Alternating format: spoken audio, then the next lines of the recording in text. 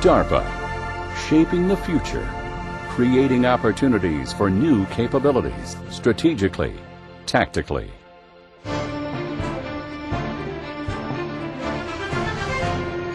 DARPA takes on the most difficult technical challenges for the Department of Defense and finds solutions. Its role was set at inception.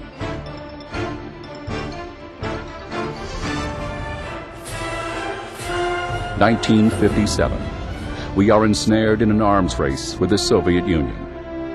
Then, in October, the Soviets launched Sputnik, an implicit threat that shocked the nation.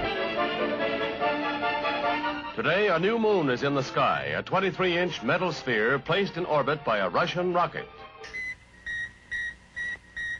Our satellite program has never been conducted as a race with other nations. Eisenhower instructs his new Secretary of Defense, Neil McElroy, to coordinate our national space program. The Soviets had surprised us. We thought of them as being dangerous, and to have them show up ahead of us in this new, seemingly terribly important technology was a shock. DARPA was formed in February 1958 as a special agency in the Pentagon, reporting directly to Defense Secretary McElroy. Its charter: maintain U.S. technological superiority over potential adversaries. And the way he put it was, he said, I want DARPA to do those things which otherwise fall between the stools. DARPA's initial focus was 3 presidential initiatives: get us into space, protect us from Soviet missile attacks, and detect Soviet nuclear tests. Under its first director, Roy Johnson, DARPA succeeded. DARPA used Explorer 4 and its Argus satellite to see if it was possible to detect nuclear explosions in space. Explorer 4 was launched from Cape Canaveral and went into orbit successfully.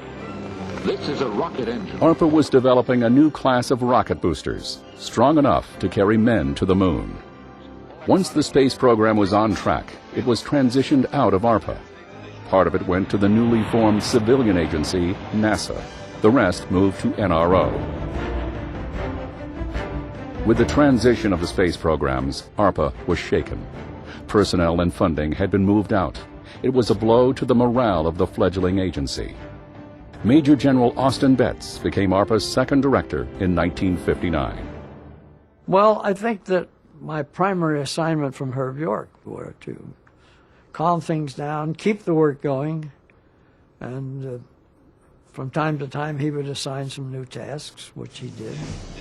General Betts bridged the Eisenhower and Kennedy administrations. So help me God. Nuclear warfare was a major national security concern. DARPA's new director, Dr. Jack Ruina, inherited the beginnings of Project Defender and Vela. Vela detected Soviet nuclear tests. Defender was our missile defense. We were worried about the Russians testing in outer space, in the atmosphere, and underground. There was surface, Sierra, uniform, and hotel was the outer space.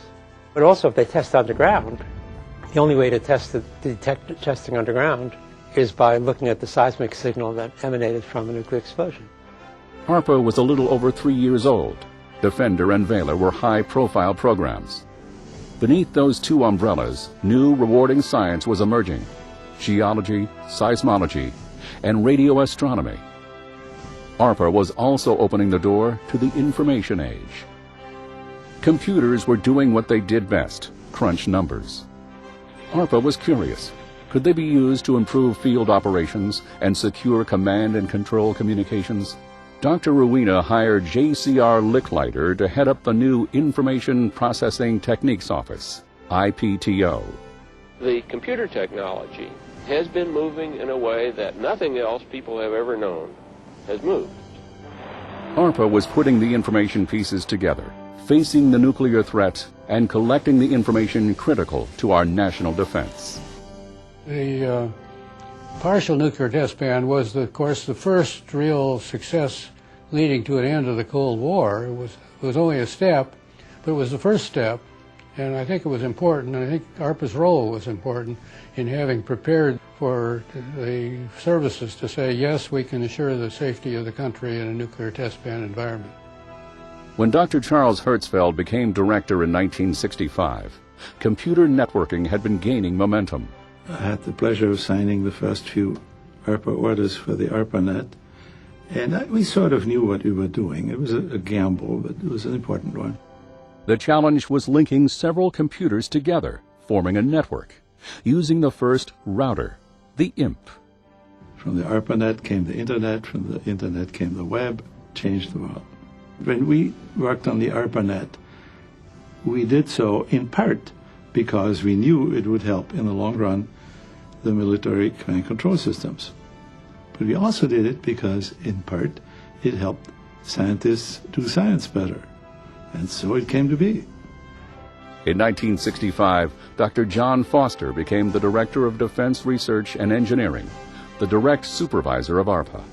I asked the Secretary if I were to be the replacement for Harold Brown, what would he like me to do about the war that was going on in Vietnam?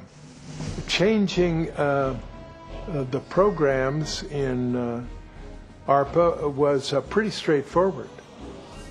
Under Foster's direction, Dr. Eberhard Rechten refocused ARPA to address the challenges of the war. I said, we're in the middle of a war. We're supposed to be doing things to help. Rechten's assistant, Dr. Steve Lukasik, became director in 1971. ARPA began working with the field commanders to better understand the operational challenges they faced. The organization has got to have a set of understandings with the larger world. You talk to these people not because you're broadcasting solutions to them. They're feeding problems to you.